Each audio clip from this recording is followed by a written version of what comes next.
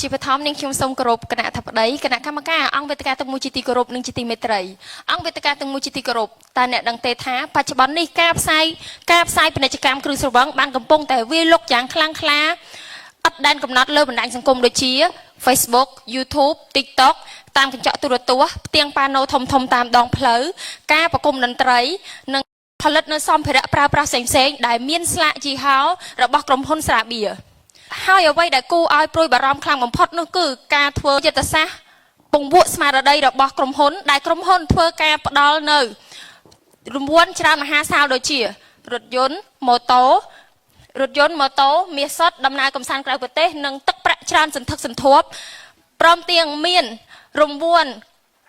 មួយកំប៉ុងត្រូវស្ទើរតែគ្រប់កវលកំប៉ុងទាំងអស់ដែលនេះគឺជាយុទ្ធសាស្ត្រតាក់ទាញឲ្យអ្នកប្រើប្រាស់យល់ថាចង់ទិញផឹកព្រោះគិតថាចំណេញម្យ៉ាងវិញទៀតក្រុមហ៊ុនបានធ្វើការជួបតារា model តារាចម្រៀងល្បីៗ content creator អ្នកផលិតមាតិកាដើម្បីធ្វើរូបភាពវីដេអូតាក់ទាញការរចនាវេចខ្ចប់មានភាពតាក់ទាញធ្វើឲ្យយុវជននិងកុមារចង់ដឹងចង់សាកល្បងព្រោះយល់ថាវាជាសញ្ញានៃភាពទាន់សម័យស៊ីវិល័យនិងផឹកកំសាន្តអារម្មណ៍ជាដើមការផ្សាយពាណិជ្ជកម្មយ៉ាងកំហុកនេះហើយបានជះឥទ្ធិពលអវិជ្ជមានយ៉ាងដល់សង្គមបច្ចុប្បន្នយុវជនជាច្រើនដែលមិនចេះផឹកស្រាត្រូវបានគេសើចចំអកលល័យថាមិនមែនជាកូនប្រុសឬមិនចង់រាប់អានគេជាមិត្តភក្តិហេតុនេះហើយទើបត្រូវបង្ខំចិត្តផឹកទាំងបង្ខំរហូតដល់ចេះបើយោងទៅតាមក្រសួងសុខាភិបាលនិងអង្គការសុខភាពពិភពលោកបានបញ្ជាក់យ៉ាងច្បាស់ថាគ្រឿងស្រវឹងគឺជាសារធាតុញៀនដែលបង្កគ្រោះថ្នាក់យ៉ាងខ្លាំងដល់សុខភាពរបស់អ្នកប្រើប្រាស់ដោយសារតែមានផ្ទុកជាតិអាល់កុលដែលធ្វើការបំផ្លាញប្រព័ន្ធសរីរាង្គកាយបំផ្លាញការលូតលាស់ប្រព័ន្ធខួរក្បាលធ្វើឲ្យបាត់បង់ការចងចាំនិងធ្វើឲ្យប៉ះពាល់យ៉ាងខ្លាំងទៅដល់ការសិក្សារបស់កុមារក៏ដូចជាយុវជនគ្រឿងស្រវឹងគឺជាឫសគល់នៃជំងឺរ៉ាំរ៉ៃជាង200មុខមានដូចជាជំងឺបេះដូងជំងឺថ្លើមជំងឺក្តាច់សរសៃឈាមខួរក្បាលនិងជំងឺមហារីកជាដើមបើស្ត្រីដែលមានផ្ទៃពោះនៅពេលដែលគាត់សេពគ្រឿងស្រវឹងគឺធ្វើឲ្យប៉ះពាល់យ៉ាងខ្លាំងទៅដល់សុខភាពរបស់ទារកនៅក្នុងផ្ទៃបើយើងក៏លេចមើលផលប៉ះពាល់ទៅលើមូលធនមនុស្សវិញគ្រឿងស្រវឹងមិនត្រឹមតែបំផ្លាញអនាគតរបស់បុគ្គលម្នាក់ៗនោះទេវាថែមទាំងធ្វើឲ្យគ្រួសារធ្លាក់ទៅក្នុងស្ថានភាពក្រីក្រព្រោះត្រូវចំណាយប្រាក់ទៅលើការទិញក៏ដូចជាការព្យាបាលជំងឺគ្រឿងស្រវឹងគឺជាឫសគល់នៃអំពើហិង្សានៅក្នុងគ្រួសារនិងជាមេខ្លោងមួយដែលបង្កគ្រោះថ្នាក់ចរាចរណ៍ដែលបណ្ដាលឲ្យស្លាប់ប្រជាពលរដ្ឋស្លូតត្រង់អស់ជាច្រើនអ្នកនេះគឺជាការខាតបង់ថវិកាជាតិយ៉ាងធ្ងន់ធ្ងរដែលត្រូវចំណាយទៅលើវិស័យសុខាភិបាលនិងធ្វើឲ្យបាត់បង់ធនធានមនុស្សដែលជាកម្លាំងចលករដ៏សកម្មក្នុងការអភិវឌ្ឍប្រទេសជាតិដើម្បីចូលរួមក្នុងការដោះស្រាយទៅលើផលប៉ះពាល់ខាងលើក្រុមយើងខ្ញុំសូមលើកយកនៅចំណុចគន្លឹះសំខាន់ចំនួន3ដើម្បីចូលរួមដោះស្រាយស្របតាមស្ថាប័នជាតិនិងអន្តរជាតិទី1ស្របតាមយុទ្ធបញ្ចកោដំណាក់កាលទី1របស់រាជរដ្ឋាភិបាលដោយគិតគូរអំពីសុខុមាលភាពប្រជាពលរដ្ឋជាធំ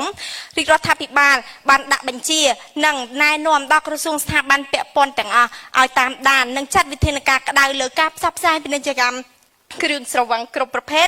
ដែលលើកពីការតាក់ទាញខុសពីការពិតហើយចំណុចដែលពិសេសដែលយើងកំពុងតែទន្ទឹងរង់ចាំទាំងអស់គ្នានោះគឺរដ្ឋាភិបាលបានចេញសេចក្តីសម្រេចឲ្យបញ្ឈប់ការដាក់រង្វាន់លើក្រវិលកំប៉ុងនិងគម្របស្រាបៀរគ្រប់ប្រភេទទាំងអស់ចាប់ពីថ្ងៃទី1ខែតុលាឆ្នាំ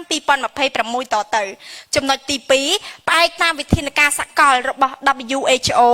គឺត្រូវបន្តជំរុញការអនុវត្តនិងហាមឃាត់ដាច់ខាតរាល់ការផ្សព្វផ្សាយពាណិជ្ជកម្មគ្រឿងស្រវឹងតាមបណ្ដាញផ្សព្វផ្សាយក៏ដូចជាដំឡើងពន្ធលើគ្រឿងស្រវឹងគ្រប់ប្រភេទកំណត់ទីតាំងកំណត់កន្លែងលក់កំណត់ពេលវេលាកំណត់អាយុអ្នកប្រើប្រាស់និងហាមមិនឲ្យលក់ទៅដល់កុមារជាដាច់ខាតហើយចំណុចទី3នោះគឺការផ្សព្វផ្សាយយុទ្ធនាការតាមគ្រឹះស្ថានសិក្សាសាលាគឺជាកន្លែងបណ្ដុះនៅធនធានមនុស្សប្រកបដោយមូលដ្ឋានចំណេះដឹងដូច្នេះហើយត្រូវតែយកឲ្យបានខ្ពស់បំផុតហាមឃាត់ការលក់នៅកន្លែងបរិវេណសាលានិងការផ្សព្វផ្សាយសរុបសេចក្តីមកដើម្បីរឹតបន្តឹងហាមឃាត់និងចូលរួមដោះស្រាយបញ្ហាខាងនេះរដ្ឋាភិបាលក៏ដូចជាក្រសួងពាក់ព័ន្ធត្រូវតែធ្វើសកម្មភាពក៏ដូចជាអនុវត្តឲ្យបានតឹងរ៉ឹងបំផុត ព្រមទាំងហាមឃាត់ដោយគ្មានការលើកលែងពួកយើងជឿជាក់ថាសង្គមមួយដែលមិនមានការពង្វក់ដោយការផ្សាយពាណិជ្ជកម្មគ្រឿងស្រវឹងគឺជាសង្គមដែលពោពេញទៅដោយយុវជនដែលមានសក្តានុពលដែលជាកម្លាំងចលករនិងជាធនធានមនុស្សចូលរួមអភិវឌ្ឍប្រទេសជាតិឲ្យមានការរីកចម្រើនប្រកបដោយចីរភាពសូមអរគុណ